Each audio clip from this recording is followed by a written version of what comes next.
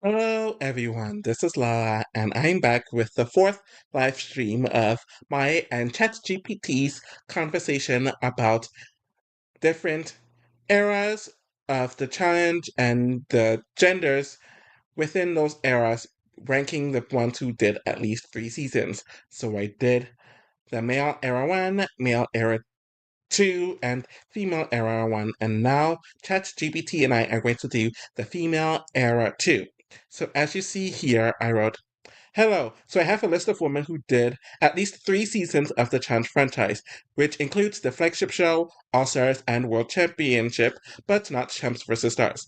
These women are from Era 2, seasons 11 to 20. How would you rank these, I meant to say, women based on performance only? Laurel, Carmaria, Camilla, Evelyn, Sarah, Paula, Emily, Jen, Tori, Jillian, Kellyanne, DM, Teresa, Casey, Janelle, Johanna, Melinda, Mandy. I should have wrote an I instead of Y there, but they clearly knew who I was referring to. And Siobhan are the names in question to be ranked/analyzed. You really see some of it. But anyways, here's what ChatGPT said. Great list. All the women from the Challenges Era 2, seasons 11 to 20, who did at least 3 seasons, including appearances on All Stars or World Championship, based strictly on performance, so wins, finals, eliminations, consistency, longevity, and season structure. Here's the performance-based ranking and analysis of these 19 women with tiers and brief breakdowns. So at number 1, it says Laurel Stuckey. With 1 win in free agents, we know that needs to be updated. For finals, we know this isn't true. Eliminations needs to be updated, but it says she's dominant in eliminations. Strengths: physically dominant, elite elimination record, high finals rate, impactful presence across multiple eras. And it says that she was on World Championship, but she was on World Championship, so that needs to be corrected. As usual, I'll show the corrections that I made. 2. Emily Schramm. 1 win in Rivals 2. 2 finals, which is inaccurate. She was in 3 finals. She's 5-1 in eliminations. I do believe that part's accurate. Strength. Arguably the most physically dominant woman of Era 2. Top tier daily competitor. Few seasons but high impact. Note, only 3 seasons but extremely high level performance on all. We all know she's now done 4 seasons. Third is Carmaria Cervello with 2 wins in Bloodlines and Vendettas, which is accurate. 4 in Era 2, we know she's been to many more finals. Her elimination record is 13-6, that might be incorrect. Strengths: strong growth arc, long career, high finals count, more inconsistent in early Era 2, but became a juggernaut. Note, her late peak came in Era 3, but Era 2 still includes. That's crap and needs to be corrected. High tier, champions with multiple finals. 4. Sarah Rice. 2 wins in X's 2 and Rivals 3. 3 finals in Cutthroat, X's 2 and Rivals 2. We know she's been to more finals. And her elimination record is incorrect just from me seeing this here. Strengths: smart social strategic player, strong finisher, peak and late in Era 2. No, it's one of the most efficient winners. I wouldn't say she had a short career, so that's incorrect. 5th, Paula Maronek, with 2 wins in Rivals and Rivals 2. She's been to 4 finals: Cutthroat, Rivals 2, Battle of the Exes. That's incorrect. She didn't make it to the final on 2 of those, and they missed some of the finals she did make it on. Her elimination record is 66. I know she had the 50-50 elimination record, but I don't know if it's 66. It might be 5-5, but we'll see. Strengths: strong in team formats, good partner player, had clutch moments despite earlier inconsistency. 6th, Camila Nakagwa. 2 wins in Battle of the Exes and Champs vs. Pros. Notes: Pros doesn't count here, and they did include her final win. 4 in I think she's been. I don't know. She might have been to 4 finals. We'll have to see. She has a 6-3 elimination record. Strengths: emotional but often a strong competitor. Multiple deep runs. Key political moves. Note: her 2 peak straddles Era 2 and 3 will make sense because she debuted in the last Era 2 season. Upper middle tier. Finalist, strong elimination/team record. 7. Evelyn Smith. She has 3 wins in the Inferno 3, the Gauntlet. That's incorrect. She didn't win that season. And Rivals. Her elimination record is 7-1. I think that's incorrect. She's been to more finals than that. Strengths: one of the most dominant early players, elite politically and physically. Note: career largely had created this overlap era one. I don't know where they're getting this from. She has fewer seasons than many in the top six. Eighth, Janelle Kasanev with one win, the Inferno 3 and 2 finals, All-Star and All-Stars 2, and eliminations 2-0. That I know is incorrect because she lost an elimination in the Gauntlet 3. Strengths. Understated but consistent, strong in team seasons, proved herself again on All-Stars. Mid-tier, finalist and or strong eliminator with mixed results. At ninth is Jen Galva, or Java, however you say it. 3 finals in the... I already know that's incorrect just from seeing this in the seasons. She has 0 wins, and she has a better elimination record than that. Good team competitor, consistent performer, but never broke through individually. I think that's kind of true. At 10th is Tori Hall. She has more than 1 win, but here says 1. She wasn't on Rivals 2, so I don't know why they have her there. And the elimination... A lot of this is incorrect, but it says strength. Very solid in team formats, quiet but dependable competitor. At 11th is Jillian Zoborowski, who has... No, she doesn't have 2 wins, and she wasn't even on the wins. I don't know where that got from. She has been to 2 finals, and her elimination record is a lot bigger than that. Strengths, quiet but highly successful in team formats. Note, never played an individual season, small sample but perfect record. Yummy. Okay. Lower and mid-tier, some finals or wins, but mixed record or fewer seasons. At 12th is Dean Brown with 2 finals in the dual... Actually, no, her second final was the Gauntlet 3 and Battle of the X's. The elimination record is just wrong, just from me seeing it. Strength, inspirational figure, competitive but underwhelming elimination record, and few deep runs. At 13th is Kellyanne Judd with 2 finals. I think she's been to 3 finals. And she has a 5-6 elimination record. And no, that might be true actually. Strengths, good individual skills, deep offset one, but never a winner. At 14th is Teresa Gonzalez, who only made it to 1 final. That is true, but the season that she made it to the final on is incorrect. It's X's 2, not Double Agents. And I'm pretty sure that elimination record is also wrong. Strengths. Showed flashes of strength, but inconsistent performance and long hiatus hurt her rank. Lower tier. Final appearances or wins in large teams, but less impactful. At 15th is Johanna Botta, who won the Gauntlet 3, has been to 1 final, and she has a 0-1 elimination record. Strength, solid in team... I think her elimination record's even worse than that. Strength, solid in team win, but minimal elimination or individual impact. At 16th is Casey Cooper, who's been to the final in...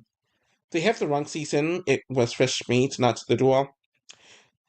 She has 0 wins, and I know her elimination record's just wrong off the bat. Strengths, some strong performances, but struggled with eliminations.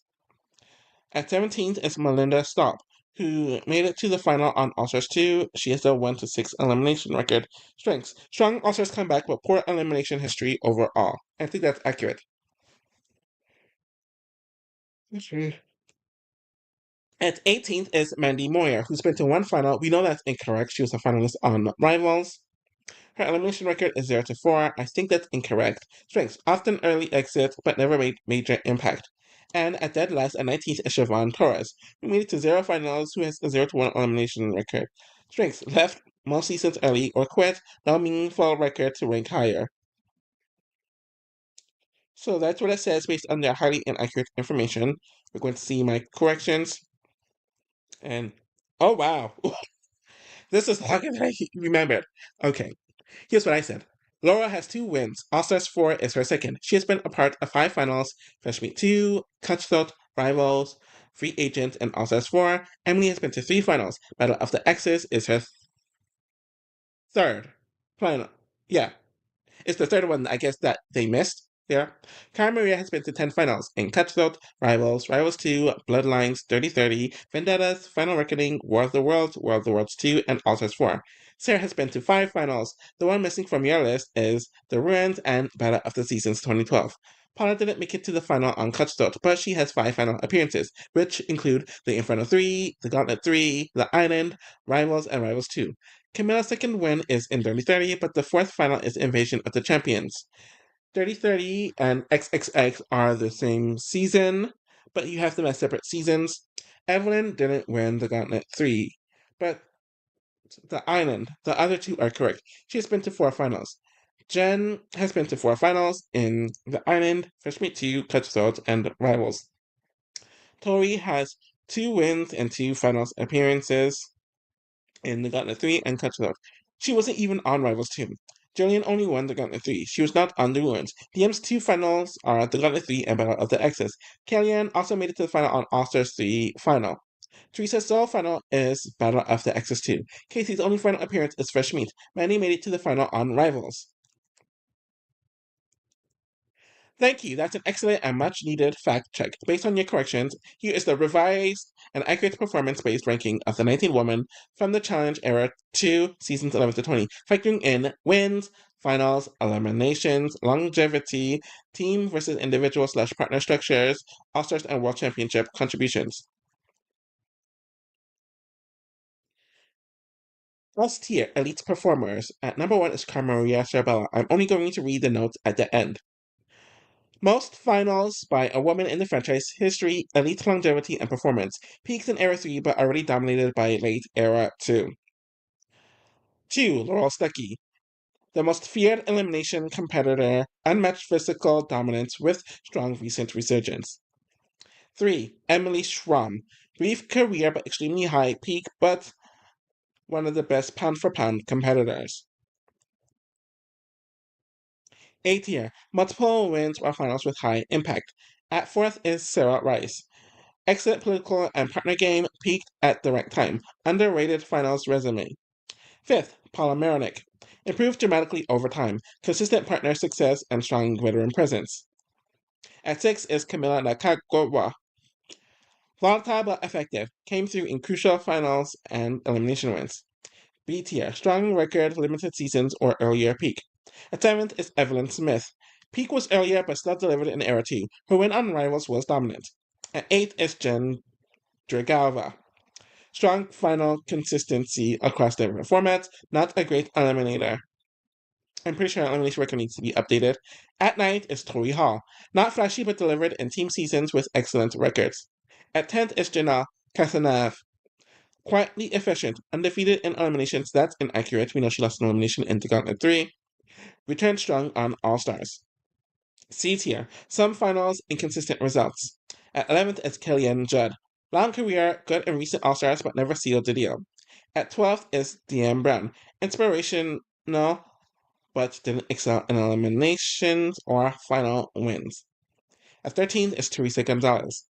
Talented but inconsistent, one strong team final run, then long absence. D tier, limited impact, weak elimination / final record. At 14th is Jillian Zabrowski. Successful in team formats, very few appearances and low individual impact. At 15th is Johanna Bota. Decent in her win season, but minimal contribution outside of that. At 16th is Casey Cooper. Often struggled in pressure moments, weak elimination record. We all know that needs to be updated. At 17th is Melinda Staub. One late career resurgence, but historically underperformed. At 18th is Mandy Moyer. Weak elimination and political game, not much impact despite 4 seasons. At 19th is Siobhan Torres. Quit twice, early exits, no competitive resume. And there is the ranking in tiers. I hear the corrections when it comes to the eliminations. Kara's elimination record is 15-6. Laurel's elimination record is 10-3. Sarah's elimination record is 6-2. Paula's elimination record is 5-5. Camille's elimination record is 9-4. Evelyn's elimination record is 6-3. Jen's elimination record is 5-3. Tori's is 2-1. Janelle's is 1-1. Kellyanne's is 6-6. Teresa's is 2-7. DM's is 1-5. Jillian's is 5-1, and she's been to 2 finals, the Gauntlet 3 and Fresh Meat 2. Casey's is 5-3. Melinda's is 2-4. Mandy's is 1-3. Siobhan's is 0-1. Johanna's is 0-4. Thanks! Your stats are spot on and extremely helpful for an accurate performance-based ranking. Using these corrected records and only focusing on performance, so wins, finals, eliminations, consistency, and competition level, here's a ranked list of the 19 women from the Challenge Era 2 who have competed in at least 3 seasons across the flagship, All-Stars, or World Championship. Number 1 is Cara Maria.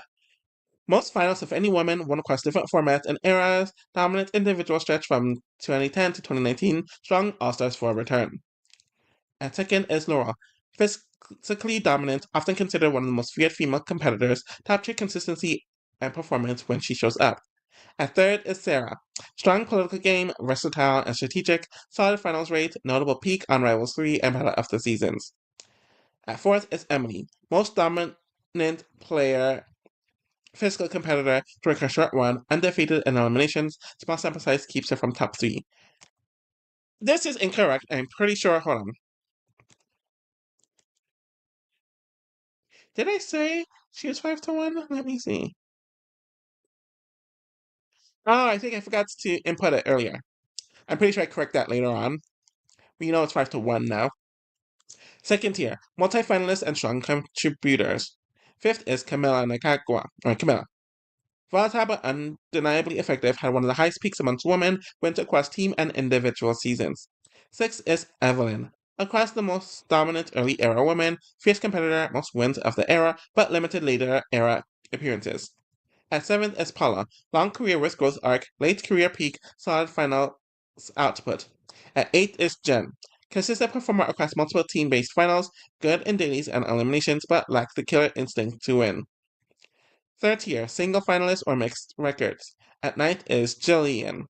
Quiet but impressive, strong elimination record, underrated due to being in team-heavy eras. At 10th is Tori. Strong team-based competitor, did well in early team seasons, never appeared in more modern formats. At 11th is Kellyanne. Underrated longevity, consistently solid on All-Stars and Flagship, decent elimination stats. At 12th is Janelle. Strong in her era, brief return at All-Stars showed she still had it. Limited sample size keeps her lower. At 13th is DM. Iconic figure with a big fanbase, emotionally strong but not a top tier performer statistically.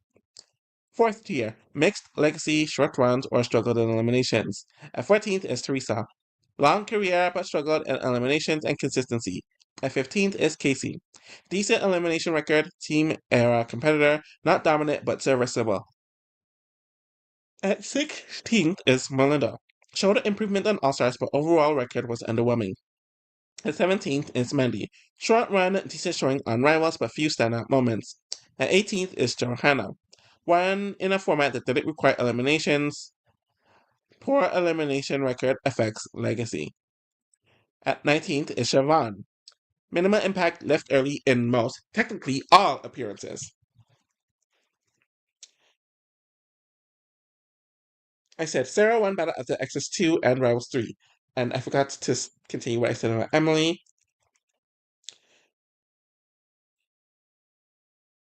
Yes, Sarah's 2 wins. Battle of the Exes 2 with Jordan and Rivals 3 with Johnny Bananas. I don't know why I said Johnny Riley there. Emily, 1 win in Rivals 2 with Paula. So with this, it had Sarah at number 3 due to the update. Strategically elite, huge peak, 2 wins, and great consistency elevate her over Emily now. Emily, physically unmatched, undefeated in eliminations but only 3 seasons. Yes, okay, here it is. Emily's elimination record is 5-1. Paula won both Rivals and Rivals 2, so she has 2 wins. Melinda went to 1 final in All-Stars 2. Johanna won the Gauntlet 3, not the Island. Emily did 4 seasons. Touchstone, Battle of the Exes, Rivals 2, and Battle of the Eras. Update the entire list with this data. So pretty much, it does update it. At S tier, dominant competitors with multiple wins, finals, and elite records. At number 1 is Cara Maria Sorbello, all-time female finals leader, strong longevity and comeback with All-Stars 4, elite across multiple formats. 2 is Laurel Stuckey, physically dominant, feared eliminations, top performer across 2 eras. At third is Sarah Rice, brilliant political social game, peaked with back-to-back wins, very strong consistency. At fourth is Emily Schramm, unmatched physical dominance during her run, short but elite resume. A tier. Multiple wins/finals, high impact across seasons. At fifth is Camille Nakagawa. Emotional gameplay aside, very successful in both eliminations and dailies, won in both partner and individual formats. At 6 is Paula Beredick. Long career with big improvement arc, excellent in partner seasons, and a clutch performer. At seventh is Evelyn Smith, arguably the most dominant early player, limited appearances in Era 2, but still highly impactful. B tier, consistent finals or excellent elimination records. At eighth is Jen Grigalva, reliable in team format, consistent finalist despite never breaking through with a win. At ninth is Janine Zoborowski, quiet but efficient, excellent elimination record, often overlooked due to team era structure. 10th, Tori Hall, highly effective in team seasons, not tested much individually but did everything asked of her. At 11th is Janelle Casanave, short resume but solid performances, both in original run and Quebec, competent and consistent.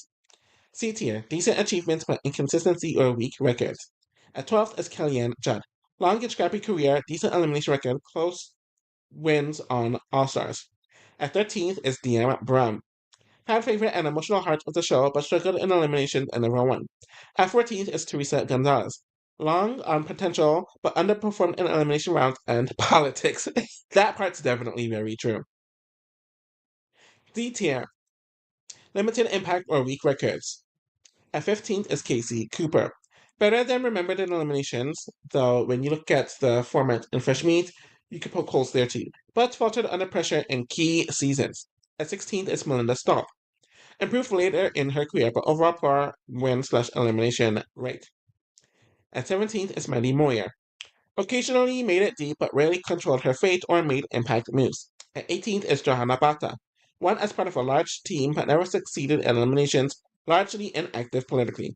And at 19th is Siobhan Torres. Minimal contribution, often quit or was eliminated early. And here is the ranking. I'm not going to reread all of this. I'll give you about 10 to 15 seconds to look at it.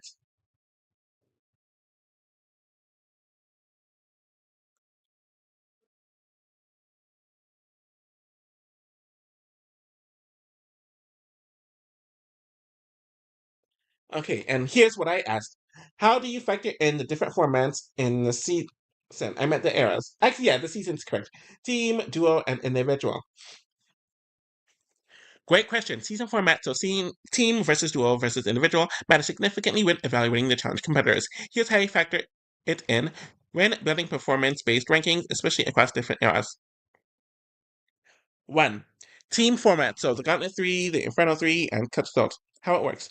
Large teams, so 6 to 10 people or more, share wins finals. Often multiple players make it to the final/win even if they are carried or underperformed. Impact on rankings. Team wins/finals are discounted slightly, especially when the format allows passengers, example Gauntlet 3 or The Island. Players were integral to their team's success, so Evelyn, Jillian, or Tori on Cutthroat specifically for her for that season are given more credit than those who were carried. Elimination performance matters more in these seasons to help distinguish individual contribution. Example, Johanna won the Gauntlet 3, but with no elimination wins and little strategic presence, her win is devalued compared to someone like Laura, who dominated individual seasons. 2. Pair/partner formats, examples being rivals, exes, and fresh meat. How it works.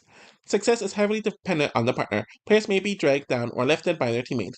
Impact on rankings. Evaluated case by case.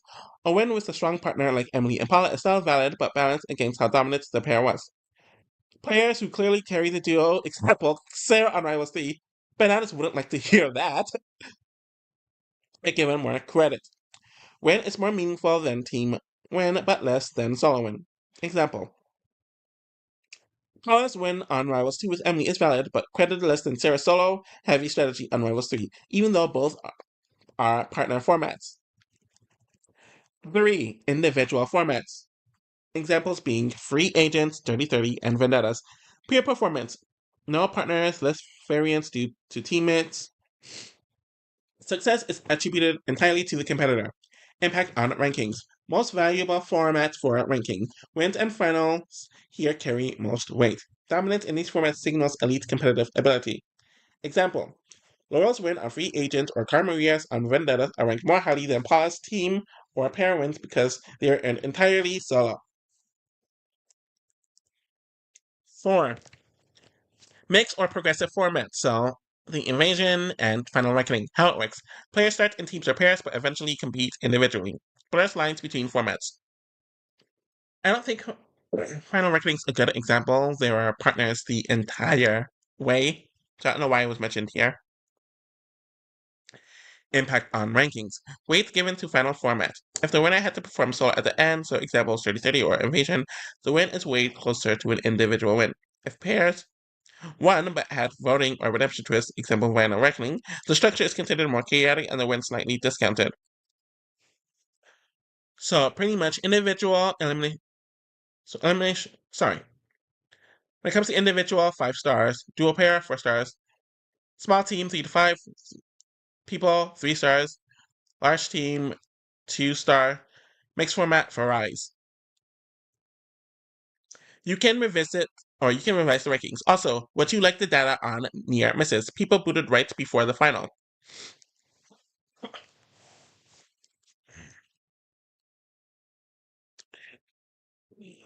Sorry. ChatGPT states, yes, I'd absolutely like the data on near misses. That's boots before a final. Where's my charger? I have no idea where my charger is. Okay. That's besides the point right now. Anyways, that info is crucial for distinguishing the tiers of competitors, especially those with strong elimination records or consistent steep runs without a ton of finals or wins. That data will help break tiers amongst mid-tier players. So a Kellyanne, a Jen, or a Tori contextualizes early exits versus consistent semifinalists. Example, Jen never won but was always close. It could add value to someone like DM or Teresa, who may or may not have made who may not have made many finals but made frequent deep runs.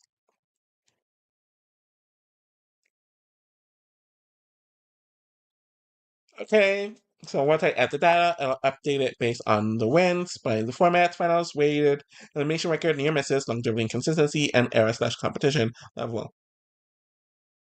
And these are what the tiers would look like. So here is the data for near misses. Laurel, Invasion, Carmaria, Free Agents, Battle of the Eras, Evelyn, Fresh Meat 2, Paula, Cutthroat, Battle of the Exes, Jen, The Inferno 3, Tori, Duel 2, Jillian, The Gauntlet 2, Kellyanne, The Island, DM, Fresh Meat, The Duel 2, Rivals 2, Teresa, Fresh Meat 2, Cutthroat, Free Agents, Casey, The Gauntlet 3, The Ruins, Johanna, The Island. Perfect. This near miss data is gold. It adds another layer of nuance to how we rank these era 2 women who did at least 3 seasons of the challenge. Using all the corrected and updated info, here is the revised and performance-based ranking of these 20 women. At number 1 is the Cara Maria Sorbello. She has longevity, solo win, and most finals in franchise history. For the women, at least. Maybe overall, I don't know. If I compare with men, if that would be accurate. At second is Dorosaki, dominant in daily and elimination, with wins in individual and modern all-stars formats. Third is Sarah Rice, one of the most strategic women ever, excellent partner play, strong elimination record. And those were the elite performers, so multiple high-value wins, dominant stats. Tier 2 is top threat, strong records, fewer seasons, or controversial exits. At fourth is Emily Schramm, dominant athlete, excellent elimination and daily performance, small sample but highly efficient. At fifth is Camila Nakagwa. I'm pretty sure that elimination record's inaccurate. I don't know. We'll see. Or maybe it's accurate. I don't know. Strong record with 2 partner-based wins. That's not true. Dirty 30 was individual. Known for clutch performances. And it says it here, so I don't know why it says 2 partner-based wins. At sixth is Evelyn Smith. Team format era slightly inflates resume, but an undeniable force when active. Tier 3. Finals plus strong elimination performers. At 7th is Paula Marinick. Inconsistent elimination record, often reliant on strong partners, so Evelyn and Emily Diam. At 8th is Jillian Zobrowski. Very efficient, one of the best elimination records, low-key consistent performer. At 9th is Jen Dragalva. Quietly one of the most consistent female finalists of her time. She has more seasons than that. She has 6 seasons, not 4. We'll see if that's corrected. Tier 4, mid-tier success. Some finalists or LM strength. At 10th is Tori Hall. All wins came in large formats, little tested individually. At 11th is Janelle Casanova. Strong political and daily performance, but very limited sample. At 12th is Kellyanne Judd. Well-rounded but mid-pack elimination record and no wins. At 13th is Casey Cooper. Solid politically underrated elimination record. Tier 5, weak elimination records or limited finals. At 14th is DM Brown. Fan favorite and strong daily competitor, but poor elimination record hurts her here. At 15th is Teresa Gonzalez. Consistently deep runs, but brutal elimination record. At 16th is Melinda Staub. One late career final, otherwise minimal standout moments. Tier 6, non-factors slash carry to win slash poor track record. At 17th is Johanna Bota. Carry to team win, poor elimination, and challenge record. At 18th is Mandy Moyer. One fluke final, limited impact. Damn. At 19th, Siobhan Torres. Early exits every time, minimal impact. So I said, hold on, let me blow my nose. I'll be right back.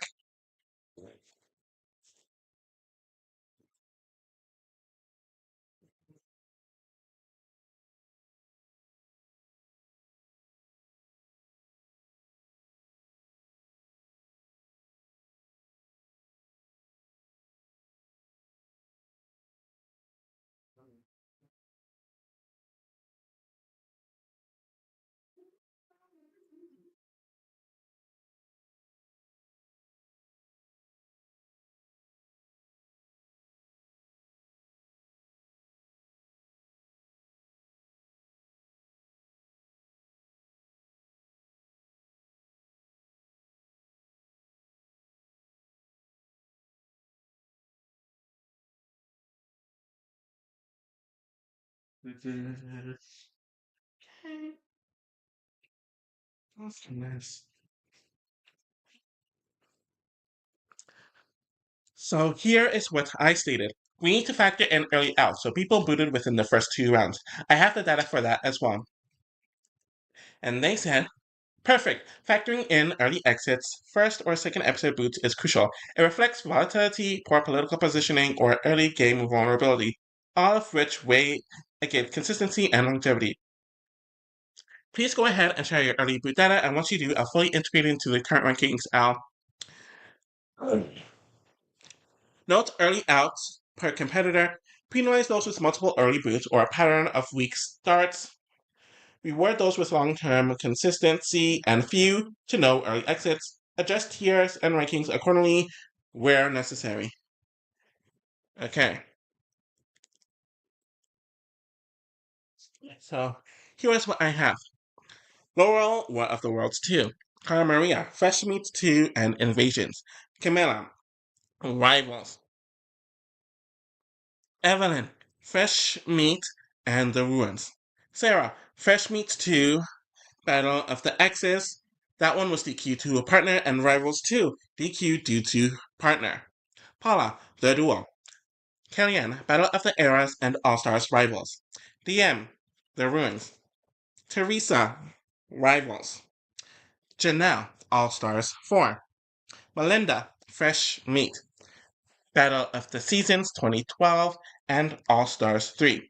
Mandy, Cutthroat and Battle of the Exes. Siobhan, The Duel 2. So here's what the rankings look like. At number 1 is Cara Maria. So it states, individual win all-time finalist with a strong elimination record. Some early exits, but longevity and dominance outweigh it. At second is Laurel. Strong final percentage, excellent elimination record, fewer seasons than Kara, but slightly better per season average. That's very interesting. That's something we might have to go back and forth on later on in this conversation. At third is Sarah. Smart, social player, and consistent. Several early exits / DQs and no individual win. At fourth is Camilla. Individual win plus strong in duos. Volatile but often clutch in critical moments. At fifth is Evelyn. She has 7 seasons, not 6. Okay. That might have to get corrected. Highest win ratio of anyone on this list. Lower volume of appearances, early losses, or consistency rating. At sixth is Paula. Durable, made late runs frequently, mid-tier elimination record, team win only. A partner win, yeah, it says it up here. Seventh is Emily. Statistically dominant, only 4 seasons and no solo win. Now on to the mid-tier. Strong runs but fewer wins or inconsistency. At eighth is Jen. Consistently deep runs, never closed with a win. At ninth is Tori. 2-2 in finals, lower difficulty wins, and short tenure. At 10th is Jillian. Very efficient in short career, no duo / individual win. At 11th is Kelly Ann. Always competitive, 50-50 in eliminations and no win. And now we're in the lower mid tier. One final or win but weaker record. At 12th is DM. Inspirational, consistent mid to late runs, poor elimination record and no win. At 13th is Janelle. Strong showing on a few seasons, but she has a very low volume. At 14th is Teresa. Bad elimination record, but had some strong late runs. At 15th is Casey. Mostly relied on alliances, rarely dominant. Bottom tier, weakest record across metrics. At 16th is Johanna. Struggled in eliminations, high volatility. At 17th is Mandy. Weak overall stats. At 18th is Johanna. Elimination liability despite one team win. And at dead last, at 19th is Siobhan. Short tenure, no impact. Okay, so here's what I said. Can we debate more about the top 5 to see if we can switch any of them? Same thing with DM and Teresa. Absolutely. Let's break down both groups in depth. The top 5, which is something that's done all the time on like other challenge platforms, and DM versus Teresa, to see where we can reasonably shift rankings based on different priorities like win type, elimination strength, consistency, longevity, and clutch factor. So the top 5 debate is Cara Maria, Laurel, Sarah, Camilla, and Evelyn. What's locked in? Cara Maria is the clear number 1. She's been in 10 finals, 2 wins, including 1 individual, longest running career, great in eliminations 15-6, and longevity across eras. Let's evaluate 2 to 5 based on the metrics. So here's what it looks like. So all but Evelyn have 2 wins where she has 3 wins. They all have been in either 4 or 5 finals. They all have good elimination records. They all but Camilla has a near miss. Sarah has the most early boosts, though 2 of them are DQ due to not her own doing, and the rest have a few. So format strength. Laura has individual and duo wins. I technically both of her wins are individual, but that just helps her out even more. Sarah, solid but no solo. I'm assuming no solo win. Camilla, she has an individual win. Evelyn, no solo / individual win. Point in Laurel's favor, why she's number 2. Individual win, free agents over team or duo wins. Outstanding elimination record, 10-3. Made the final in 5 of 8 seasons. 62.5% finals rate. I think she might have done more than 8 seasons though, so I don't know about that. All 3 losses were in close final / elimination scenarios. That's not true. Not early boots, so that's not true. Worlds 2 was an early boot. Fine, I guess Random Dice was a mid-season, early to yeah, kind of mid-season boot, and then obviously Invision was late. Sarah, why is she solid but maybe number 4? She has a great social game and a solid finals presence. She's been to 5 finals? Okay. The Ruins. Yeah, she has been to final 5. 5 finals. Do DQs really hurt? Those were legit DQs, not performance-based losses. Both wins are duo, not a solo win. Nera had to carry a team individually. Camilla, arguments for top 3. Individual win on Dirty 30, where the field was deep, strong elimination record 9-4, made finals in different formats. Rivals, partner, ex's partner, Dirty 30, individual. Has one of the highest clutch reputations, especially late career. And I guess Invasion was a different format too. Only one early boot in Rivals and no DQs. Drawback, less consistent overall than Nora or Sarah, and sometimes unhitched socially. Evelyn, why she might drop to 5. 3 wins is impressive, but one is a low difficulty team win, i.e. the Inferno 3. Another one is from the island, which had no eliminations. She never had an individual win, only 7 seasons, but whatever, and 2 early X's. Fresh Meat and the Ruins elimination record is good, but not great, 6-3. Fewer total eliminations finals and less overall volume than the others. Suggested be over if we prioritize difficulty and clutch. It would have Maria, Laurel, Sarah, Camilla, and Evelyn. Alternate order, option B.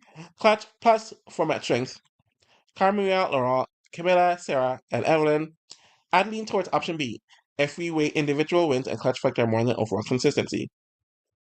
Now, on to DM versus Teresa. So if you look at sets, they have 0 wins. DM's been to 1 more final. They both have more elimination records. So Teresa won 1 more elimination. They have a decent amount of near misses, and they have 1 early boot each. DM's the heart of the show, but weak in eliminations. Teresa slightly better in elimination wins, more seasons. Why DM might deserve to stay higher. Deeper and more consistent performer, 4 near misses across Fresh Meat, The Duel 2, and Rivals 2. Reached 2 finals, including X's, where she was a key performer. Arguably more dangerous politically, held her own in rough alliances. Or tough alliances. That I agree with. Emotional weight of her story and determination does reflect her impact, though we're focusing on performance. Why Teresa could be argued higher. Slightly better elimination record, 2-7 is better than 1-5, but still poor. More consistent presence across later seasons, including newer formats. Came closer to multiple finals, Fish Meat 2, Free Agents, and Cutthroat. More athletic upside, but rarely translated to late stage performance. Bottom line, DM has stronger overall placement, more near finals, and is the face of several seasons. Even though her elimination record is bad, Teresa's isn't much better. Teresa has a case, but you need to value athleticism and potential over actual performance results. So it pretty much says by performance results, Teresa's worse than DM. Final call. My recommendation. Top 5 is Maria, then Laura, then Camilla, move her up, Sarah, move her down, and Evelyn. DM versus Teresa. Keep DM ahead based on finals plus near finals run and overall season impact. Okay, yes, I did correct it here when it comes to the seasons. Both of Laura's wins are individual, All Stars 4 and Free Agents. She's also been on 9 seasons. Evelyn also has been on 7 seasons. Jen has been on 6 seasons. Kellyanne has been on 9 seasons. DM has been on 8 seasons. Janelle has been on 4 seasons. Melinda has been on 6 seasons. Siobhan has been on 3 seasons. Can you update the tier rankings and discuss the top 5 with these updates included? So we're gonna blah blah blah blah blah all that. Sisters Laura both solo. Here's what it looks like. Primary most finals of any woman, flagship plus War of the World era dominance. Laura, only woman with 2 solo wins, near elite win rate, consistent. Camilla, 130-30 solo, dominance win focused. Sarah, strong politically, plus socially, 2 DQs hurt, but still elite. So pretty much it has Carmilla at number 1, Laura at number 2, Camilla at number 3, and Sarah at number 4 in the all-time elites. A tier, upper elite. Evelyn at number 5, dominant at peak, lacked solo win, and didn't sustain run. Paula at number 6, late career clutch, long inconsistency phase. Emily's at number 7, I believe, arguably the most dominant pound for pound, short run. At 8 is Tori, 2 deep runs and strong presence but short resume. At 9 is Jen, strong competitor with near final on Inferno 3. B tier, strong performers. At 10th is Jillian, underrated, extremely efficient. At 11th is Kellyanne, made the island final, high longevity. At 12th is Janelle, low volume but efficient, finalist on All Stars. It's All Stars 2, not All Stars 4. So that needs to be updated. DM, iconic figure, strong placements but poor in eliminations. Teresa, lots of deep runs, bad elimination record. Yeah, I don't know the numbers of the rankings anymore. Okay. C tier, moderate impact or inconsistent. Casey, carried to win. Casey didn't win the ruins. That's incorrect. Melinda, decent All Stars run late, often early boot, otherwise. Mandy, inconsistent, brief career. Johanna, weak competitor despite Gauntlet 3 win. Siobhan, no impact. Updated top 5 debates. Post All Stars 4 plus. Post All Stars 4 plus seasons totals.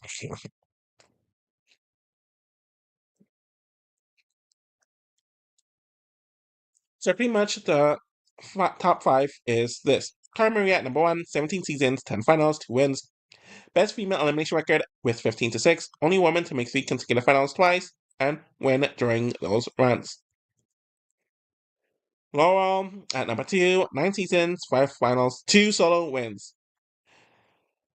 Elimination dominance 10 to 3. Near miss on Invasion, early boots only on Worlds 2. 2 solo wins now make her unique, the only woman with that feat. Camilla at number 3, 7 seasons. She spent on 10 seasons, I think. Yeah, I believe she spent on 10 seasons. 4 finals, 2 wins, including Dirty 30 solo. Strong elimination game, political chops. Volatile, but delivered when it mattered. Sarah, 9 seasons, 5 finals, and 2 wins. Duo with Jordan and Bananas. Smart social, very solid elimination record, 62. 2 DQs, drop her slightly, never had to win solo. Often paired with alphas who helped control the game. At 5 is Evelyn. 7 seasons, 4 finals, 3 wins, team/duo. Peak dominance carried Fish Meat 2 with. She was partners with Paula on Rivals. On Fresh Meat 2, I believe it was with. What's that guy's name? Luke? Yeah, I think it's Luke. But Alien Win had no eliminations. 2 early exits and low overall season can't hold her back. So Carmeria, greatest all-around female ever. Laurel, 2 solo wins, huge elimination beast. At 3, Camilla, solo win, politically dangerous. At 4, Sarah, smart, consistent, no solo win. 5, Evelyn, great legacy but lower volume and easier wins. I did correct the amount of seasons again. Tori has 3 seasons, not 4 seasons. Jillian has 3 seasons, not 4 seasons. Teresa has 7 seasons. Carmeria has 16 seasons. Camille has 10 seasons. Casey has 5 seasons. So it made the updates. Let's see if anything really changes. No, the top 4 is still the top 4. I don't feel like reading it right now. Number 1, Carmeria. Number 2, Laurel. Number 3, Camilla. Number 4, Sarah. Number 5, Evelyn. Number 6, Paula. Number 7, Emily. Number 8, Tori. Number 9, Jen. Number 10, Jillian. Number 11, Kellyanne. Number 12, Janelle. Number 13, DM. Number 14, Teresa. Number 15, Casey. Number 16, Melinda. Number 17, Mandy. Number 18, Johanna. Number 19, Siobhan. You know, yeah, let's read it. Actually, no. I'm not going to read the notes. So, the final top 5 post corrections. Carmeria, 16 seasons, 10 finals, 2 wins, 1 solo, 15 to 6 eliminations. GOAT resume. Laurel, 2 solo wins, 10 to 3 in eliminations. No weak seasons except War of the Worlds 2. Camilla, one of the few with a solo win, 9 to 4 elimination, 4 finals in 10 seasons. Sarah, smart and effective, 2 wins with strong partners, solid elimination record. Evelyn. 3 wins and great peak, but only 7 seasons and mostly team-based wins. Tori won 2 seasons. Janelle was a finalist on All Stars 2, not 4. Casey never won a season. So I had to make those corrections.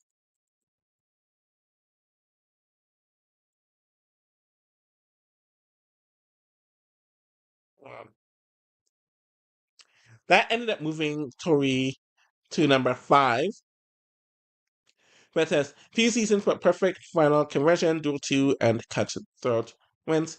She did not win the duel 2. She won the gauntlet 3.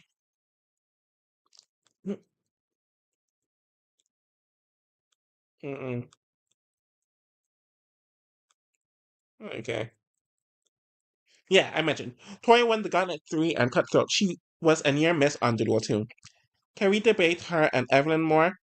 The final Casey made it on to was Fresh Meat. She was a near miss on Ruins. Mandy made it to the final on Rivals.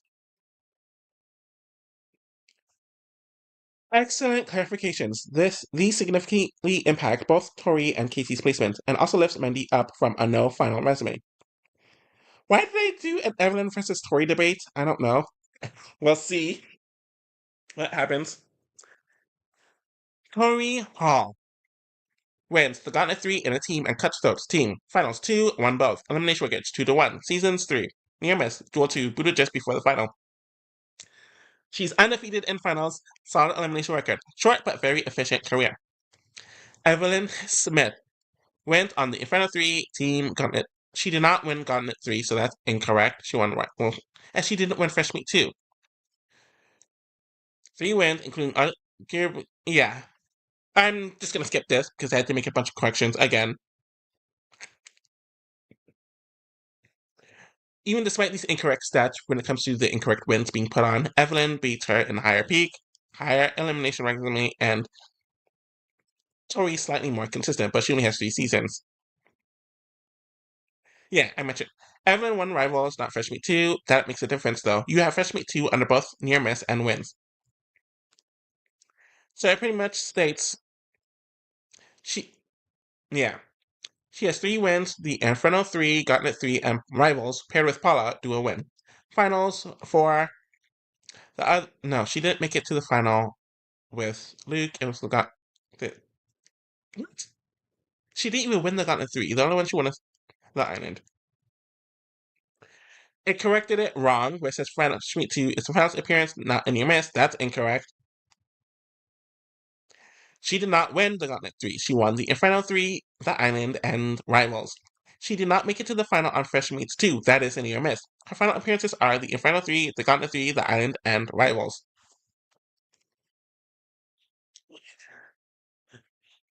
So, here's the updated data.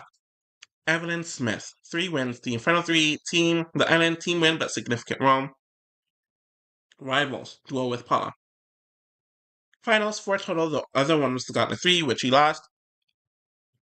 Near misses was Fishmeat 2, eliminated right before the final with rookie partner Luke. That's correct. Early boots. Fishmeat, she didn't lose to Cole and Evan. She lost to Wes and Casey, but whatever. She booted first, either way.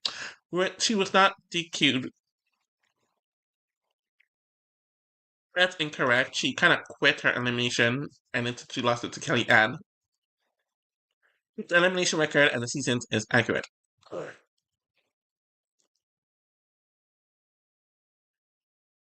Interesting. Here's what it says.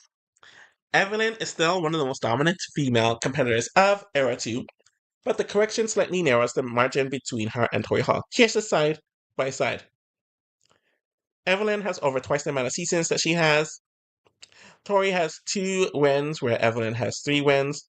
Tori has 2 finals, 2 out of 3, while Evelyn has 4 finals, 4 out of 7.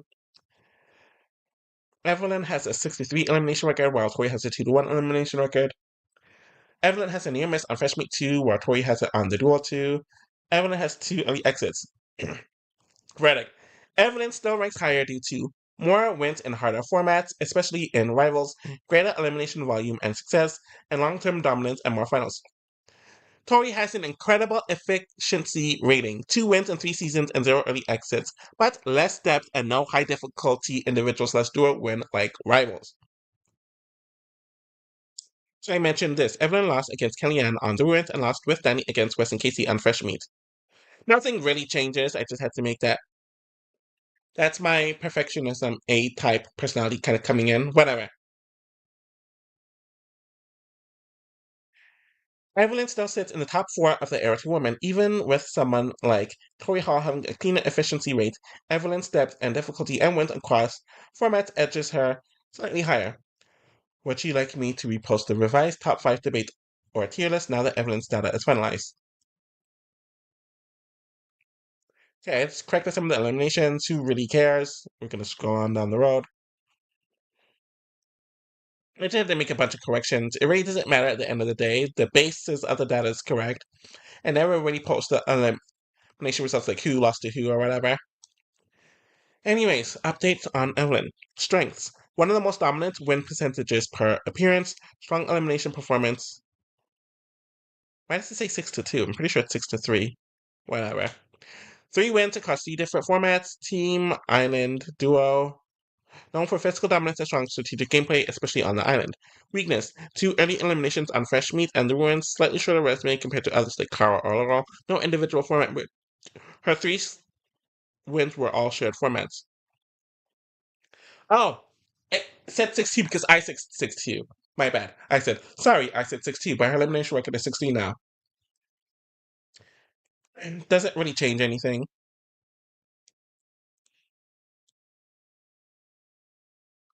For some reason, I wanted to do Tori versus Evelyn again. I don't know why. I doubt it changes anything. Okay. Contextual analysis, longevity and difficulty of era. Tori had an elite win rate, 2 wins in 3 seasons, but both came in seasons with large team formats. The Gauntlet 3 and Touchstone, where individual performance is harder to isolate. Evelyn, across 7 seasons, won 3 times and made 4 finals, including the Island and Rivals, both known for harsh formats and physically grueling environments. Interesting that they pointed that out with the physically grueling environments for the Island. I'm glad that they took that into consideration. Individual impact. Evelyn often dominated eliminations and carried her teams. She is widely feared and respected as a competitor, winning many of her daily challenges and going head-to-head against top-tier opponents. Tori had fewer elimination appearances and was less of a central figure in gameplay, but she was consistent and efficient when called upon, especially in team formats. Weak spots. Tori has no early exits, showing consistent strong placement across the board. Evelyn has 2 early exits in Fresh Meat and the Woods, and a DQ slash near miss in Fresh Meat 2, showing a slightly less consistent floor. Verdict: who ranks higher? Edge, Evelyn. Despite Tori's perfect track record in finals and a clean resume, Evelyn's legacy is stronger based on more wins, 3 versus 2, tougher formats conquered, the island and rivals, high elimination volume, 6-3 versus 2-1, with key wins over strong competitors, longer tenure which comes with more risk and still a high success rate. Evelyn was more dominant and more central to her seasons. Her wins came in formats that demanded more individual or dual strength, especially the island and rivals, where she was a clear MVP. Really, no one really debates Evelyn versus Tori, but I just thought it was fun. So, yeah, that's the conversation that happened with those two. Can we now see an updated list? So, at number 1 is still Cara Maria. Longevity, 2 wins, 1 individual, highest elimination wins ever amongst women. At second is Laurel. Incredible elimination record, 2 solo wins, physical dominance. At third now, though she was fourth before, is Sarah Rice. Or Sarah. Strong finals and win rate, but multiple partner DQs limit upward mobility. At fourth is Camilla. Polarizing but highly effective, strong elimination and final performance. At fifth is Evelyn. 3 wins across different formats, beat major names in eliminations. A tier. Strong winners and finalists, slight gap or shorter runs. At sixth is Paula. Finally broke through late in her career, carried weight on duo wins. At seventh is Tori. Short but elite run, 2 wins in 3 seasons. At eighth is Jillian. Underrated politically and in eliminations, solid 2-time finalist. At ninth is Jen. Never won but highly competitive, strong in daily challenges. At 10th is Janelle. Quietly efficient, respected socially and physically. B tier, solid contributors with wins or strong stats. At 11th is Kellyanne. Mid-pack results, balanced eliminations, long-lasting presence. At 12th is Teresa. Great potential but weak elimination record and no finals hurt rank. At 13th is DM. Iconic figure with heart, but performance stats are among the weakest. Damn. C tier, occasional standout or weak stats. At 14th is Casey. Above average elimination performance, never won but showed grit. At 15th is Melinda. Improved later in career but never a consistent force. At 16th is Mandy. Flashes of strength but not enough wins or elimination success. At 17th is Siobhan. Why is she not last? Barely made a mark competitively. At 18th is Johanna. Won in a big team format but poor elimination record. I'm pretty sure someone was forgotten. I don't know who, but whatever. I said, can we debate Janelle's position and do Siobhan versus Johanna? Because I felt like Johanna should be a bit higher, and Janelle's position, I felt it was a bit too high, but maybe it could be justified to me. We'll see what happens. Let's break it down. Janelle Casanev debate opposition, currently at number 10, seasons 4, with the Inferno 3. She was not on the duel, she was on the Gauntlet 3. All Stars 2 and All Stars 4. Wins 1, the Inferno 3, large team win. Finals 2, the Inferno 3 and All Stars 2. Eliminations 1-1, no early boots, and no DQs. That's not true. Strengths made the final in 2 out of 4 seasons, 50% rate. Clean record. No early exits, not true. No major losses. If the Inferno 3 was with a strong team, but she pulled her weight. All Stars 2 showed she still had it. Underrated endurance and toughness. Consistent in duties and politically quiet but safe. Weaknesses. Only 2 eliminations ever. Very little tested in the area. Didn't stand out as a game player or game shaper or strategic/political force. One of the quietest challenge careers for a one-time winner. Compared to others like Tori, Jen, or even Jillian, her impact is minimal. Argument to drop below Jen or Jillian. Jen had more seasons, 6 a final, and 8 eliminations, 5-3, showing sustained challenge presence and grit. Jillian went 5-1 in eliminations and also made 2 finals in 3 seasons. Both had stronger individual performance stats and elimination record. Argument to keep her in top 10. Jenna has 0 bad seasons. That's not true. Never a weak link, efficient. Her All-Stars 2 performance arguably showed more grit than Jen ever did. Damn. I guess because she was injured during that elimination, and she still almost won. One of the few with a 50% finals rate and win. So on to Siobhan versus Johanna. So I'm not gonna read all that. Why Johanna is better than Siobhan? At least won a season, the Gauntlet 3, even if it was a large team win. Was part of the strategy heavy, the island, almost making the final, that's true. More involved in her seasons and made it deeper consistently, even though her elimination record is bad, she competed. She won. No wins, no finals, no eliminations won. Quit twice. I think she only quit once. Yeah, she only really quit once and she was kind of DQ'd on the wins, which is worse than losing shortest and least impactful one of anyone in this era. Verdict. Johanna's better than Siobhan by a clear margin. Johanna had bad elimination luck and wasn't a standout, but she was present and contributed to a win. So where does this leave us? Janelle. A strong argument exists to drop her slightly below Jillian and Jen due to impact and elimination resume. Still a top 12 pick, just maybe not top 10. Johanna versus Siobhan. Johanna clearly ranks higher. Possibly last in the tier, but not last overall. Okay, I made some corrections with Janelle. She was not on the duel. She was on the Inferno 3, the Gauntlet 3, All Stars 2, and All Stars 4. She DQ'd, technically, she quit early on All Stars 4. So it updated Janelle's stats. She wasn't disqualified. She quit, but either way, still an early boot. Okay.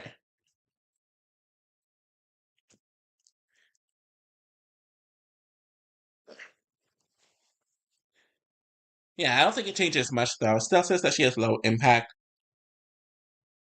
Debate. Should Janelle stay in the top 10?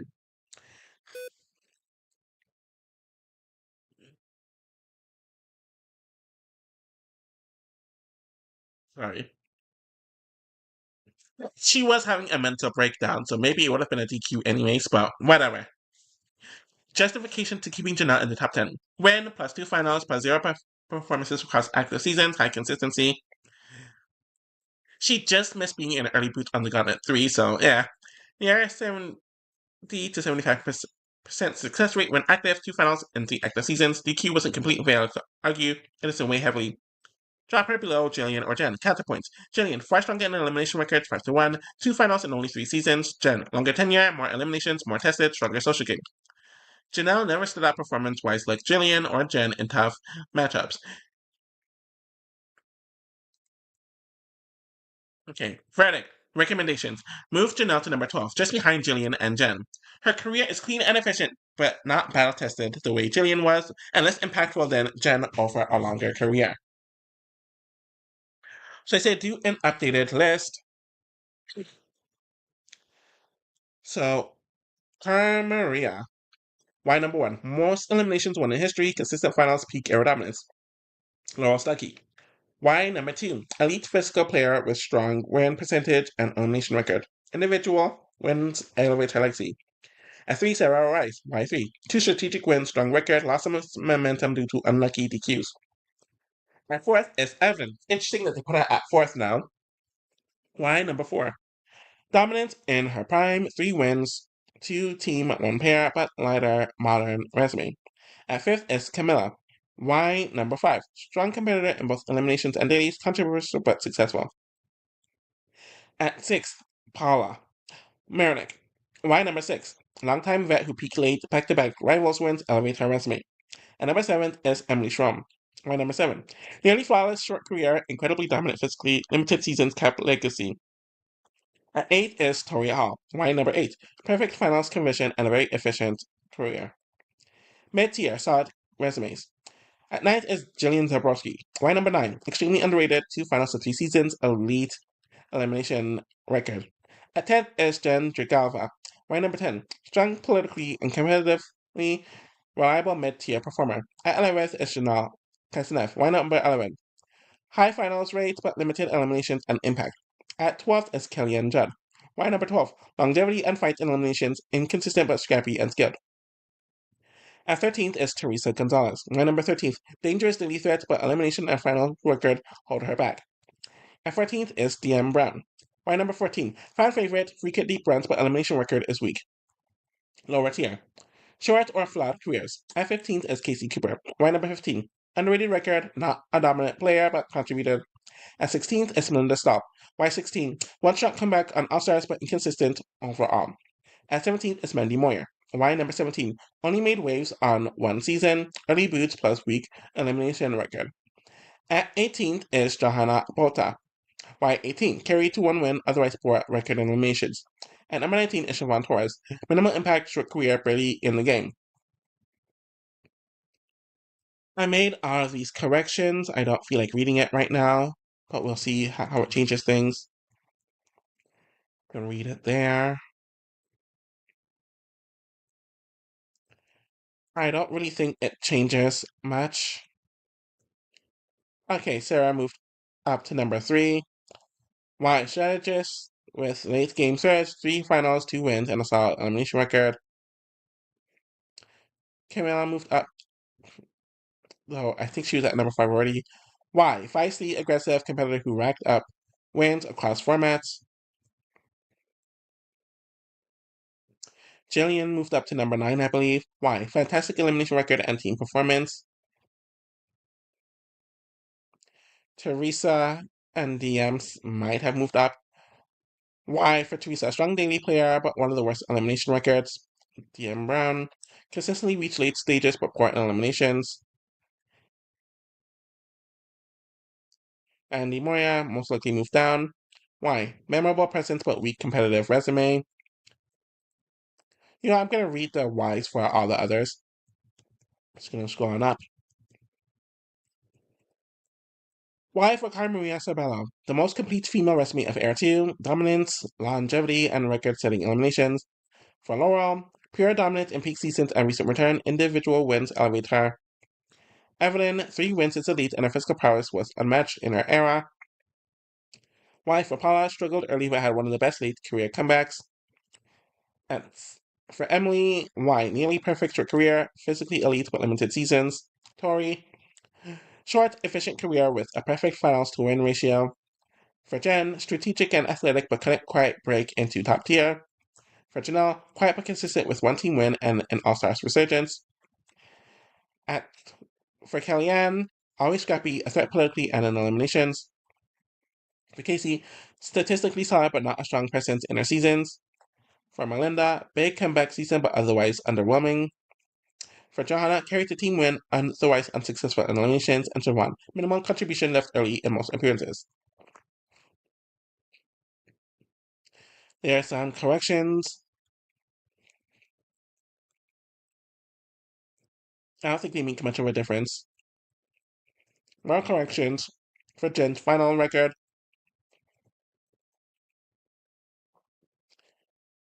I have to correct on Camila's finals, but everything else. Okay, I said, can you transfer this to a point system?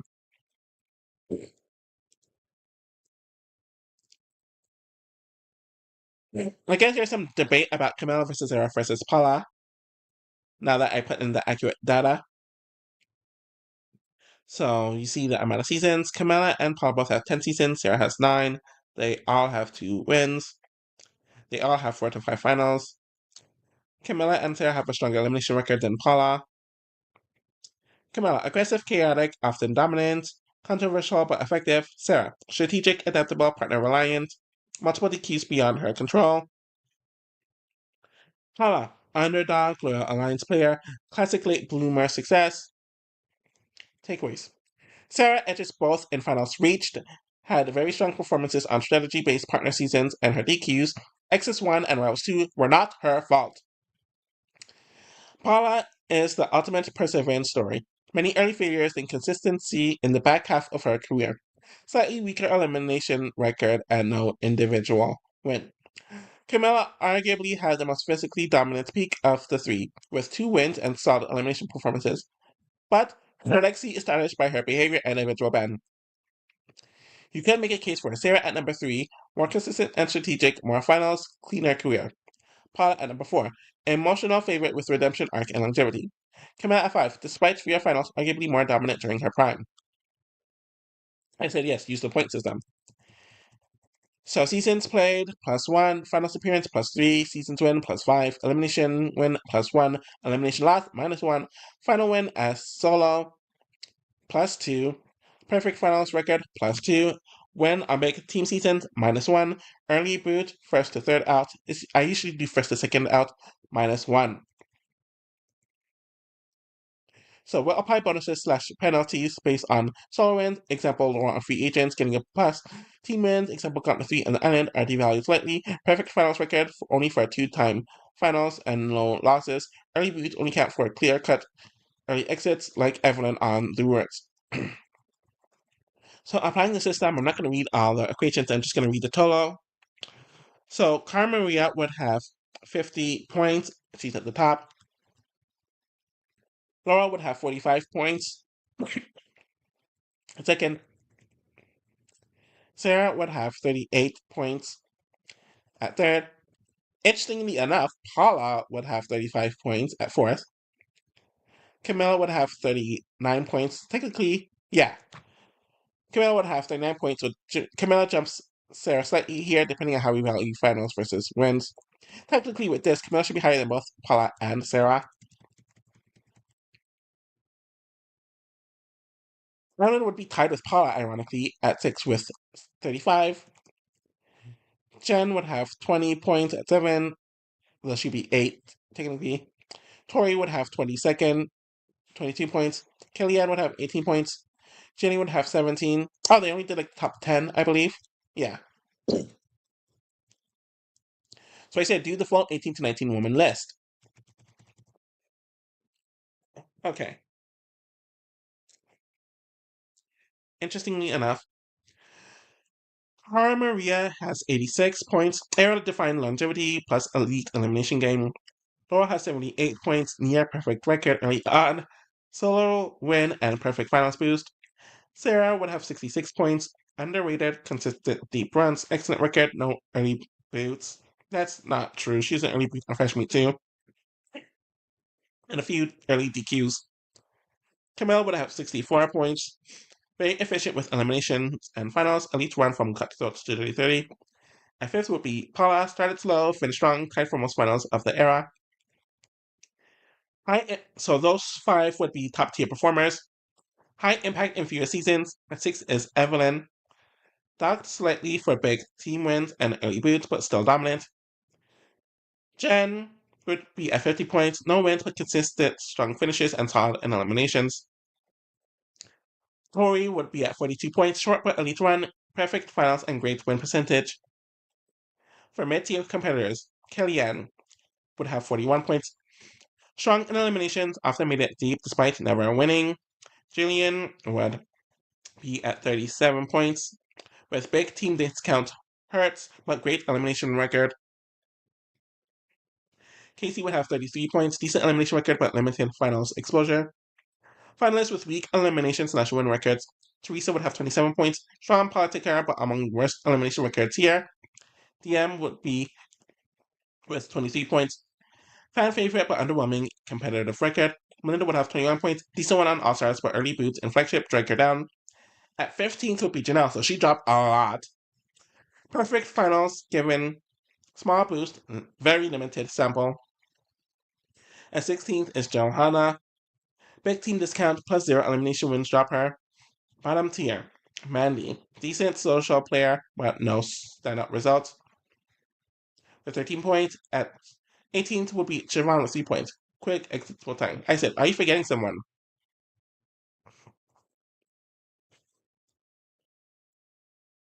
Please, everyone, so you didn't forget her. So I wrote this. No. Laurel, Cara Maria, Camilla, Evelyn, Sarah, Paula, Emily, Jen, Tori, Jillian, Kellyanne, DM, Teresa, Casey, Janelle, Johanna, Melinda, Mandy, and Siobhan are the names in question to be ranked/analyzed.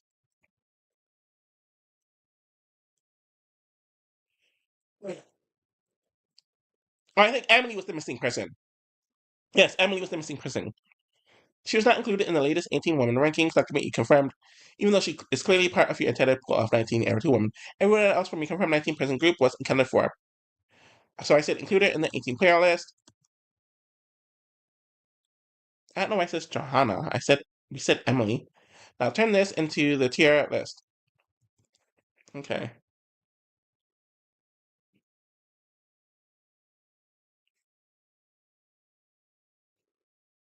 How do I scroll this down? I'm not gonna read all of this. I'm just gonna go to where Emily. So they have Emily at number 6 with this revision. Interesting. Extremely dominant physically, short run, but top tier performance in every season. We're almost done. Just do the correct list with everyone. So Carmaria would have 39 points, Laura would have 35 points, Sarah would have 33 points, Paula would have 32 points, Camilla would have 30 points, Evelyn would have 28 points. They would all be in the top tier elite. High mid tier, so finalists and win threats. Emily would be at 7th with 20. Jen would be 8th with 20. So Tori would be at 9th at 20 points. Kellyanne would be at 10th with 17 points. 11th would be Jillian with 17 points. Janelle would be at 12th with 15 points. DM would be at 13th with 12 points. Teresa would be at 10th at 14th with 10 points. Casey would be at 15th with 10 points. Melinda would be at 16th with 9 points. Mandy would be at 17th with 9 points. Johanna would be at 18th with 9 points. And Siobhan would be at 19th with 3 points. Oh, okay. Okay. Should Evelyn be hot? Hold on. Can you split these up into tiers? Actually, no, I already did that. Can it be argued that Evelyn should be higher. Most people claim she is number one, but based on the data and format listed through this convo, it never adds up. Here's what it says. Great question. Evelyn Smith often gets called the best female competitor of Era 2 by fans and some analysts, and that's understandable because her 3 wins is the highest amongst all women here. She's physically dominant and widely respected for her athleticism and competitive drive. She got a strong finals presence for finals, and she's never been far from winning. But why does the database ranking put her below Cara Maria, Laura, and Sarah? 1. Longevity. Evelyn only appeared in 7 seasons, compared to Cara Maria's 16 and Laura and Sarah's 9. More seasons equals more opportunities to accumulate wins, finals, and elimination wins. This factors heavily in the points-based system. Longevity also suggests consistent high-level performance over time, which counts a lot. Elimination record. Evelyn is 6-3 in eliminations, a strong record, but Cara Maria's is 15-6 and Laura's is 10-3. So Evelyn has fewer total elimination wins. Elimination wins add incremental points in the system, so having more contributes to higher rankings. 3. Finals count. Evelyn has 4 final appearances, tied but fewer than Laurel, Sarah, and Cara Maria, who each have number 5. Or 5. Finals are weighed at 4 points each, so this affects the total points. Quality of wins. Evelyn's wins are in team or pair-based formats like the Inferno 3 and the Island, which some argue are easier or less individually demanding than individual formats like Free Agent or Alsa's 4. Won by Laura, or Bloodlines and Vendettas, won by Carmere. This point is subjective, but the system here does not differentiate by season format, just counting wins equally.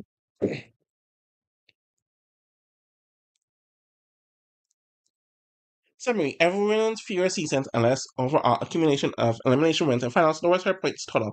The point system rewards longevity and consistency over peak dominance and fewer season. If you prioritize raw peak dominance and wins only, Evelyn could be number one or at least higher. But if you use this balanced point system, Cara Maria's longevity plus strong record makes her number one, and Laura and Sarah's consistent finals and wins edge out Evelyn's. Okay.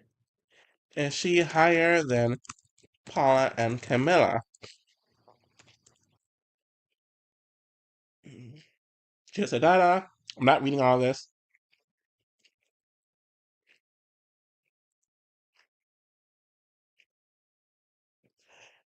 Interpretation. Evelyn's higher number of wins gives her a big boost over Paula and Camilla. However, Paula and Camilla have more seasons and more final appearances, which adds point in the system. Camilla has a stronger elimination record 9-4 than Evelyn 6-3, which boosts her as well. Paula's finals count is her highest amongst the 3, slightly helping her. Final thoughts. Final thoughts. Evelyn has the highest number of wins, which is a strong argument for her to be ranked highest, but the extra longevity, finals, and elimination wins of Paula and Camilla keep them competitive and slightly ahead in the current point system. If you value win count heavily, Evelyn should be above Paula and Camilla. If you value overall consistency, seasons, finals, and elimination record, Paula and Camilla edge her out over slightly. Can you post the list of the 19 women again? I might debate 1 or 2 more spots. Let's see.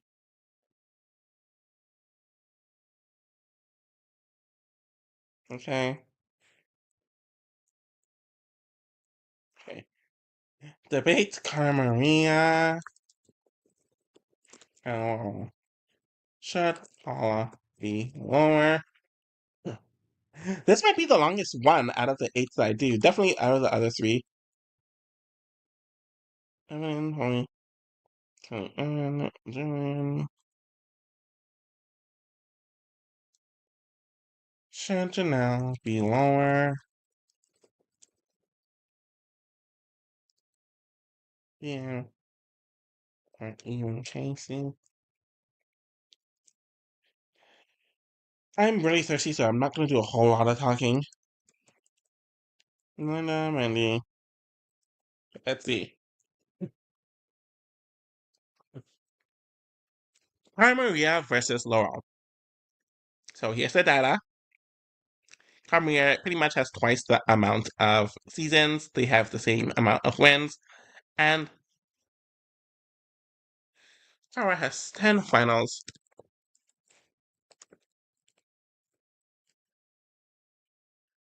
First round. Rivals. Rivals 2.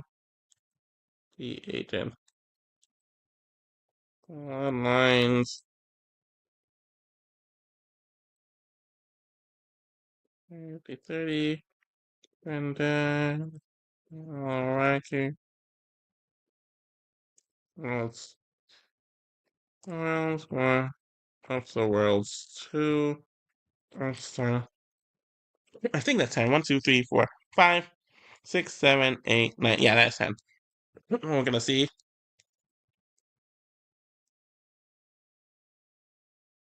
Carmaria gets the edge with longevity, elimination volume, and staying power. Laura has a stronger rate of success, arguably stronger peak, and 2 true individual wins, which is big.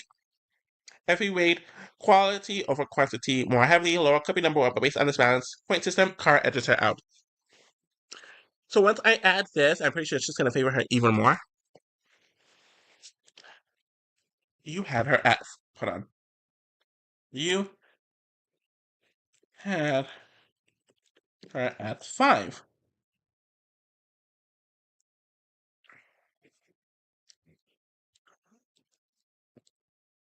So that's Paula's data. Compared to Evelyn, 28 points, Emily, 20 points, or even Jen and Tori, 20 points each.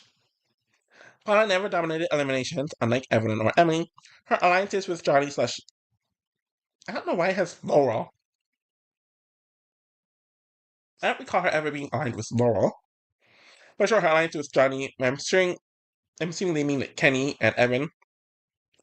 But she does have 5 finals and 2 wins, which is huge. Verdict: Paula arguably should be lower than Evelyn based on elimination skill and dominance. Evelyn was better pound for pound, but Paula was more consistent and longer lasting. Paula versus Emily, Jenny, Tori. Paula's deeper resume still earns her the edge for now, but she's borderline. Should Janelle be lower than DM, Teresa, or Casey? You look at the data. Janelle has 15 points, DM has 12 points, Teresa has 10 points, Casey has 10 points. Janelle's win and 2 finals outweighed DM's deeper resume, especially since DM struggled in eliminations. Teresa and Casey have better elimination records than DM, but less overall success than Janelle. If you value consistent appearances and toughness through eras, DM could be above Janelle, but by the point system, Janelle is safely above them. So Cara is better than Laurel, justified by longevity and consistency. Evelyn is better than Paula, that's arguable. Evelyn is more dominant. Paula's points come from consistency, not skill. Janelle's ranks highly above DM, Teresa, and Casey, but it's a soft gap. DM has legacy impact. Casey better eliminations. Teresa more relevant, or more recent relevance. So I'm gonna do that. You can make the proper adjustments if you feel like it.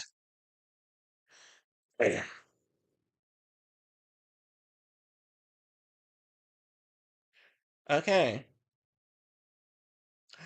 Samria still at number 1.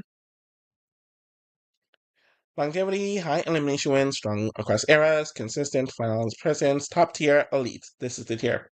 Laurel is at number 2. Dominance across physical and political games. Both wins are solo. At 3rd is Sarah Rice. Strategic and versatile, DQs not her fault, multiple player dynamics. 4th is Paula, classic underdog turned winner, arc, loyalty alliances. 5th, Camilla, higher impact player, polarizing but undeniably successful. At 6th is Emily, extremely dominant physically, short run but top tier performance in every season. 7th, Evelyn, one of the stronger peer competitors, left early or she might be number 1. At 8th is Jen, a sneaky, consistent finalist with strong partnerships. At 9th is Tori, incredibly inefficient, high weight, low seasons. At 10th is Kelly Ann, versatile and durable over time. At 11th is Jillian, strong team partner, impressive elimination record. So that was the high mid-tier finalists plus win threats.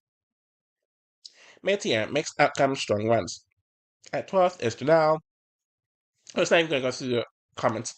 12th is Janelle, 13th is DM, Teresa's at 14th, Casey's at 15th, Melinda's at 16th, Mandy's at 17th. Lower tier, limited impact. At 18th is Johanna, weak wicker despite the win, poor elimination performance, and at 19th is Sharon. Can you do a tier list without points? I'm just gonna show it.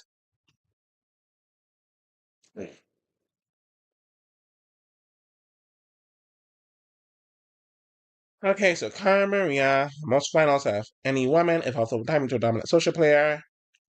Laurel, extremely efficient, physically elite, great across formats. Sarah, known for smart gameplay, versatile across formats, strong partnerships, so those three are in the S tier, elite legends. A tier, dominant champions, defined by multiple wins or standout individual seasons, elite finals presence, high elimination success. At 4th is Evelyn.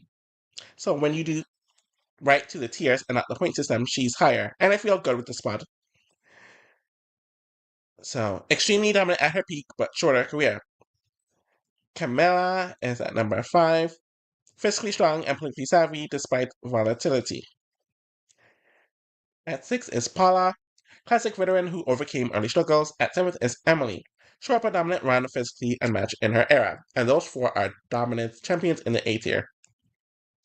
Now, the B tier, finals, regular, and strong sets, defined by consistent finals or even team contributor and solid eliminations, but limited wins or shorter runs.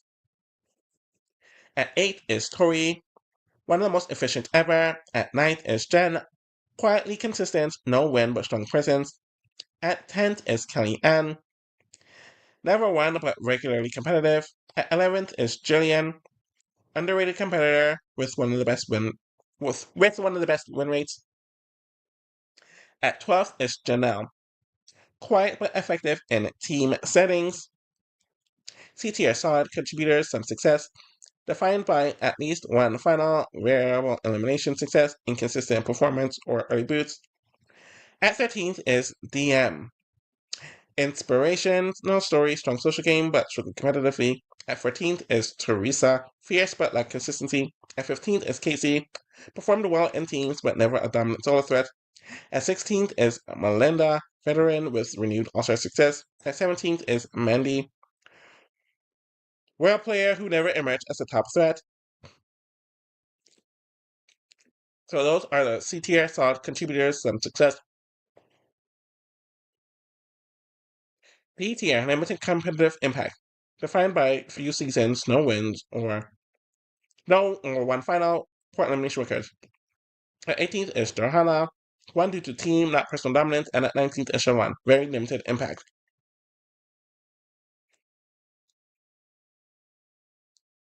We can do Evelyn. This is going to be the last thing I do because I'm tired.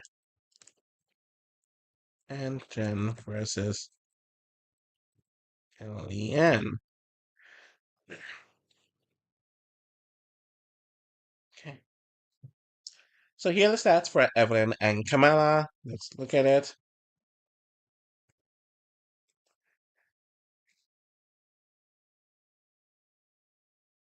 So Evelyn has a better finals conversion and a win ratio than Camilla does. Lexi notes. For Evelyn, arguably the most dominant woman during her era, retired young, physically unmatched. Camilla, versatile, fiery player who excelled in both physical and political games, some DQ controversy in later years. Verdict. Evelyn was more dominant per appearances. She has a better win rate, finals conversion rate, and was feared as a competitor. Her performance on Rivals, especially beating Paula and Ev on the island, showed rare physical and strategic command. Camilla has more seasons, more elimination wins, and a longer legacy, but her career is more uneven and later plagued by instability. DQ on Champs vs. Stars. She was even on Final Reckoning, but whatever. That said, she won a brutal solo season in 30-30 and took out strong players in eliminations. The edge is Evelyn, higher peak, greater dominance, though Camilla has better longevity. If priority, efficiency, and elite dominance, Evelyn wins. If valuing longevity and cumulative output, Camilla stays ahead, but only slightly. Jen versus Kellyanne. So you see the data. She does not have a near miss in Battle of the Era. Let me write that. Kelly and was in early food on Battle of the Eras. Not a near miss. So anyways, Jen, performance profile. Quietly consistent in team formats, always made it far. Kellyanne, fierce elimination competitor, adaptive across eras, flagship plus all-stars. Frederick, Jen had more finals for V3 and did it over a few seasons, an impressive conversion rate. She was underrated, played well socially, and avoided early boots, but she never won and really dominated individually. More of a strong system player. Kellyanne has a longer career, balanced elimination record, and has remained relevant even on All-Stars. She also performed well on Ruins. She she was a finalist with Sarah Nakahara and went deep in multiple All-Star seasons, beating players like Sylvia and... Did she beat Naya? I don't think she beat Naya in an elimination. I think she lost against Kayla. Whatever. Edge. Slightly carry on for a broader relevance across formats and more varied performance. However, Jen is the better finalist, and her efficiency is arguably higher. If we're strictly valuing final appearances per season, Jen has the edge. If we factor in longevity and elimination strength and versatility, Kellyanne edges out.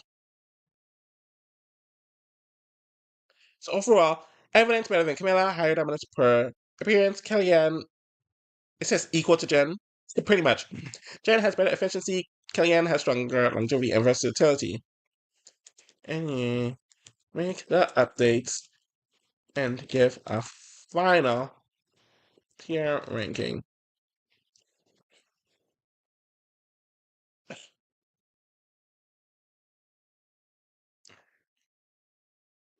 I'm not reading this. So at number 1, still Cara Maria. At 2, still Laurel. At 3, still Sarah. At 4, still Paula. At 5th is Camilla. At 6th is Evelyn. They are all in the top tier elite. With the high mid-tier finals plus win threats, Emily's at number 7, Jen's at number 8, Tori's at number 9, Kellyanne's at number 10, Jillian's at number 11. Mid-tier mixed outcome strong runs. At 12th is Janelle. At 13th is DM. At 14th is Teresa. At 15th is Casey. At 16th is Melinda. At 17th is Mandy. Lower tier, limited impact. At 18th is Johanna. And at 19th is Siobhan. Now let's read the comments.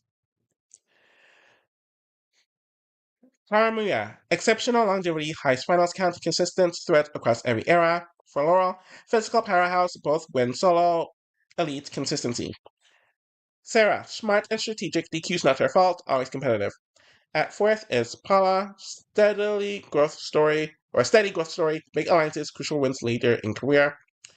Camilla, electrifying competitor with strong elimination track record, volatile but effective. Evelyn, legendary in dominance, shorter one but nearly flawless at her peak. Emily, unstoppable athlete, highly efficient. Jen, quietly efficient in team games, consistent finals. 9th, Tori, clean, efficient record, minimal seasons with max success. Kellyanne, resilient and adaptable, active across flagship and all-stars, early boot on Battle of the Eras. Jillian, efficient and under the radar, strong performer. Janelle, low elimination data but solid finals resume. DM, inspirational figure, like elimination prowess. Teresa, high potential but underperformed in eliminations. Casey, decent elimination record, lack late game impact. Melinda, up and down career, peaked on All Stars. 17. Mandy, mid-pack player, brief moments of promise. Johanna, poor elimination record despite title. Siobhan, brief challenge career. This is the final breakdown. Top tier, Cara Maria, Laurel, Sarah, Paula, Camilla, Evelyn. High mid-tier, Emily, Jen, Tori, Kellyanne, Jillian. Mid-tier, Janelle, DM, Teresa, Casey, Melinda, Mandy. Low tier, Johanna, and Siobhan. So we're going to close it out here. Thank you. And thank you all for watching. We have 4 more of these that we're going to do. It's going to be interesting to see what happens.